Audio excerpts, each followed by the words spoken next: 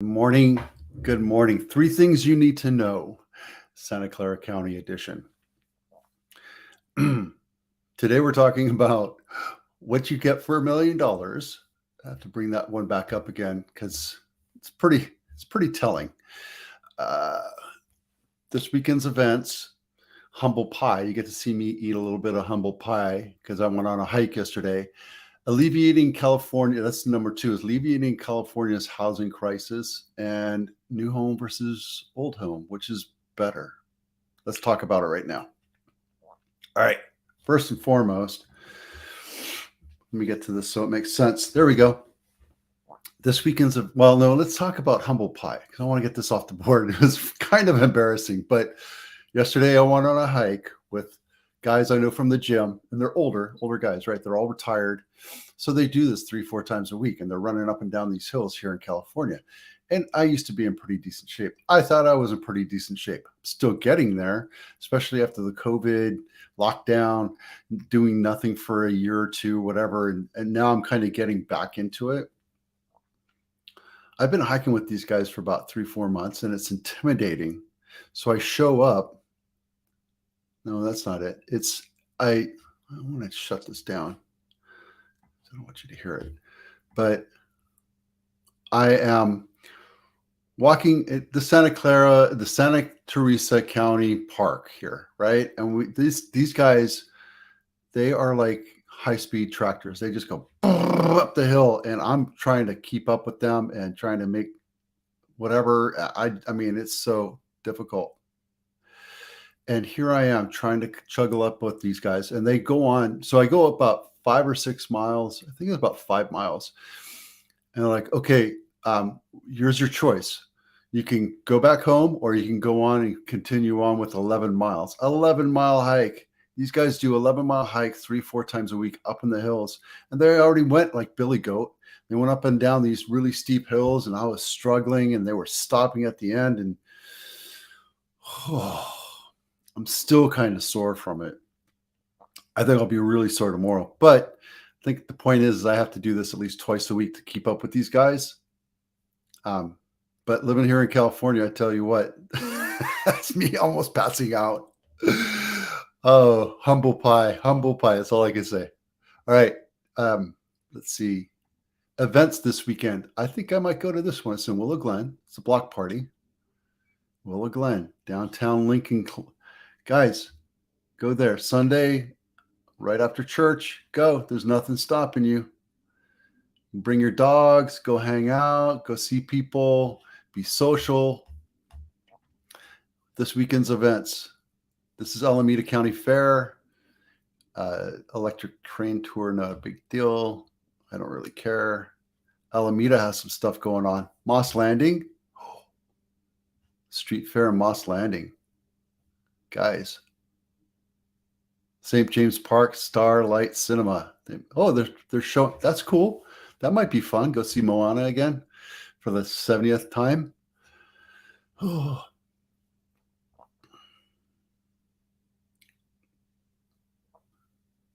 Yep. Okay. So I also know that this weekend, this Saturday, I have to do something with the Santa Teresa High School marching band. There's a first peak type thing.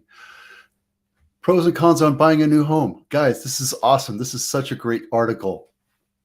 Because here's the truth.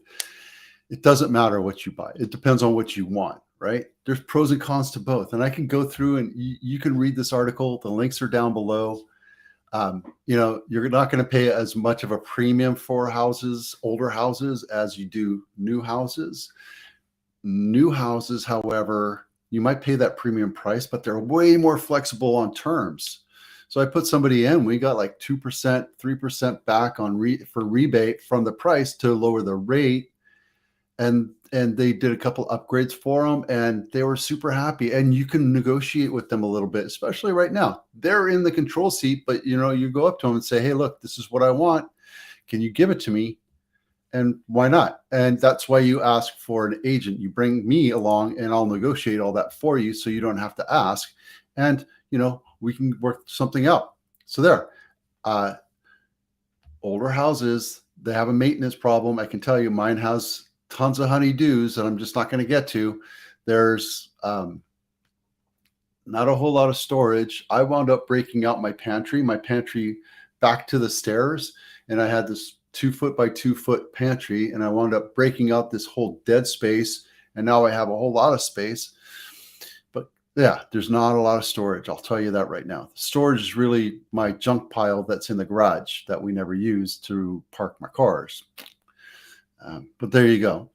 They are more efficient, more electrically efficient. There's better insulation.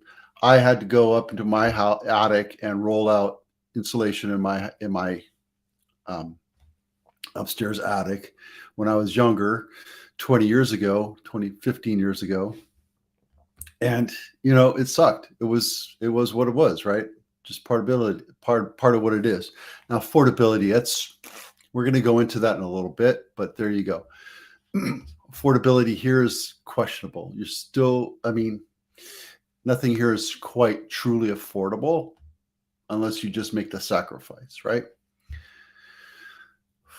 You do get more land with the house, right? Like they're selling single family houses right down the street where they have 13 by 10 backyard, 13 foot by 10 foot backyard.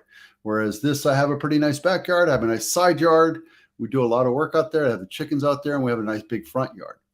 So developers, in their infinite wisdom, because they're pushing on profitability, they want more land. They're going to put more houses on the land that they buy just because they don't care about you. Put it that way.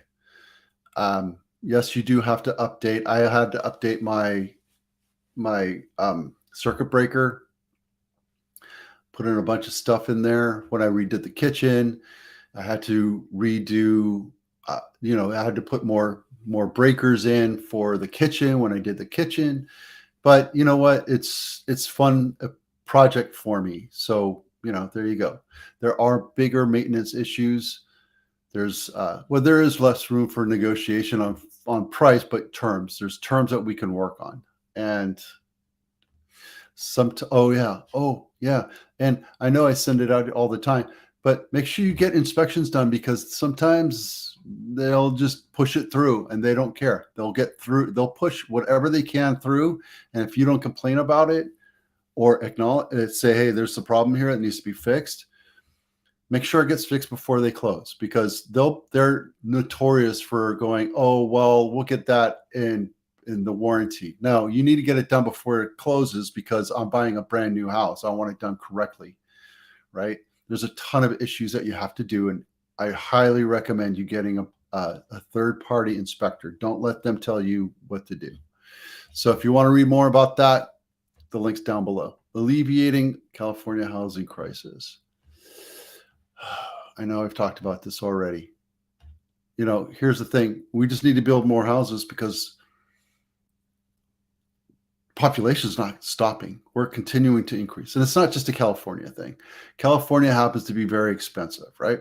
Out of the entire US population, we have 30% of the population, I believe. Yeah, I want to say it's about 30% of the population. Yeah, we're about 33 million. We're about 330 million. So yeah, or 10%, I guess. That would be 10%. So think about it this way. On the 29th parallel latitude, there's 80% of the people in America live on the East Coast. The other 20% live on the West Coast, right? And a majority of the people that live on the West Coast live on the West Coast, not in Cupertino, in Colorado, etc. They live on the coast, so LA, San Francisco, Portland, Washington, and a majority of the people live in California. We have more people living here we have more homeless people here than every other state in the union. We have more veterans here than every other state in the union. People just will continue coming here all the time. Now, this article talks about what they can do on policy, but policy is not going to fix it.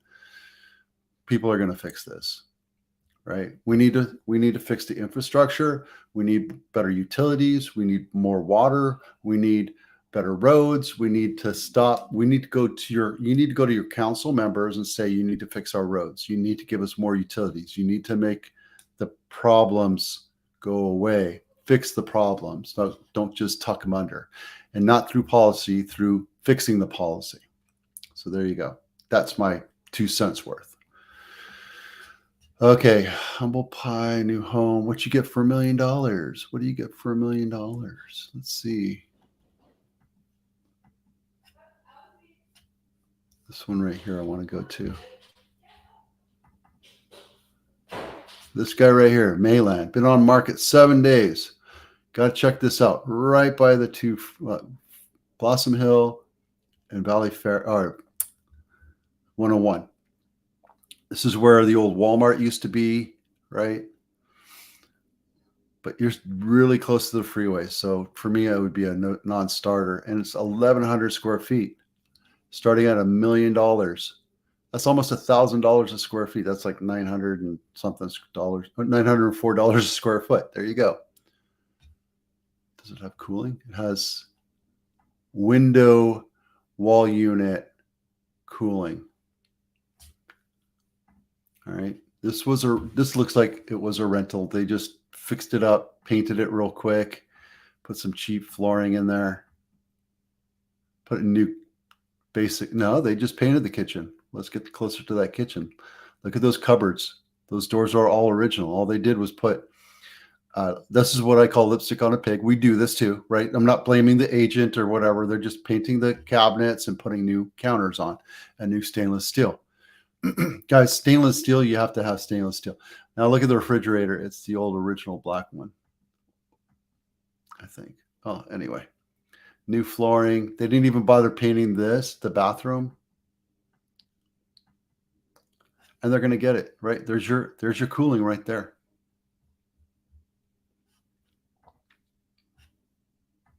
Okay, enough of that. All right, let's talk about U.S. inventory. Inventory is stabilizing right now. Remember last week we talked about how everything was increasing? Well, that was because there was a hold off because of the holiday weekend a couple of weeks ago. And it's already July 27th, right? So now we're seeing this normalize again all across the nation. We're not seeing anything go hockey stick. It's pretty normal. And these numbers that you're seeing are pretty normal, right? Like they've been staying pretty stable. They've gone up a tad bit in Atlanta, right? It's about the same thing in New York. Nothing's changing. That's a normal thing. There's nothing going up crazy. Cape Coral. Go to that chart in a second. It's maintained about 4,400 to 4,500 over the last 5-6 months. This is January, so inventory is going to go lower in the winter months, right? 4,600. And I bet you a lot of them have. I bet you a lot of them have water damage from Ian still. Their insurance claims were finally coming through, so they're just dumping them, or they're fixing them and saying, "I'm not living in Cape Coral anymore." I did the same thing for Santa Clara County. These numbers, I think I'm going to start working on these more, just to make it more aware of why our inventory is so low. Right? You look at offshoots. So San Jose is the main metropolitan area in Santa Clara County, obviously, right? This was last month's number, 4,400. We're so below inventory right now. But look, Cupertino only has 23. Santa Clara and Mountain View both have 16. Palo Alto has 53 homes for sale. Los Altos 21. Alviso only has one. Alviso only has one single family home for sale. San Martin 5, Gilroy 44. Well, San Martin's tiny. Now, I just started doing this. I ran out of time. I wanted to make sure I got these numbers to you. I will get these square miles and how much the population is right now, so you can look at these numbers a little bit better. But that's it. All right, so now you know. Today we talked about humble pie, this weekend's events, alleviating California's housing crisis, which is a long haul, guys. New homes versus old homes. and what you get for $1 million. I'm Vito with Abitano. Have a great weekend. We'll see you out there.